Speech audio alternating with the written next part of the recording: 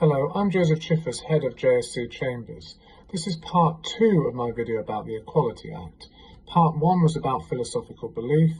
This part is about so-called indirect discrimination.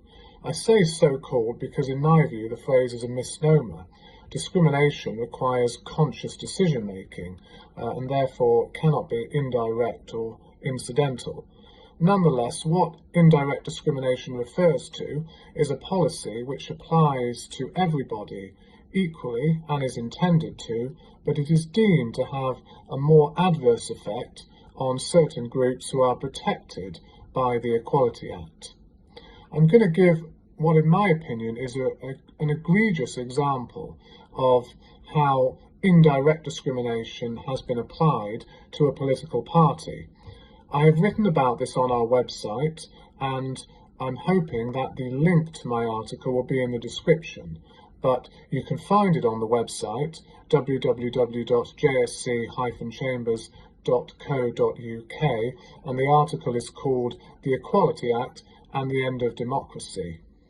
What happened was that the Electoral Commission prevented this group from registering a political party. Admittedly, there were other reasons which aren't relevant, but they prevented them from registering a political party because, in their view, their policies were indirectly discriminatory.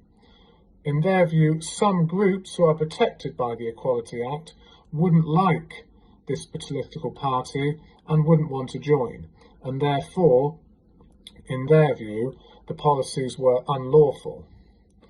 This is totalitarian, in my view. For any law to be legitimate, you have to be able to organise and speak against it.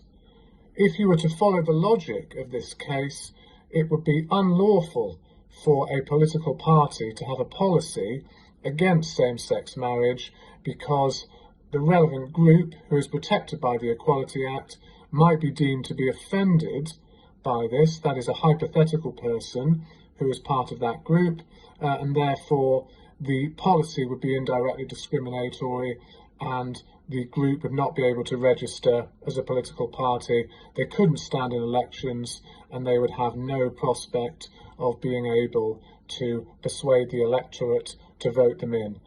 This is abhorrent in my view. Having said that, as I said in the last video, I'm giving you my opinion about the Equality Act.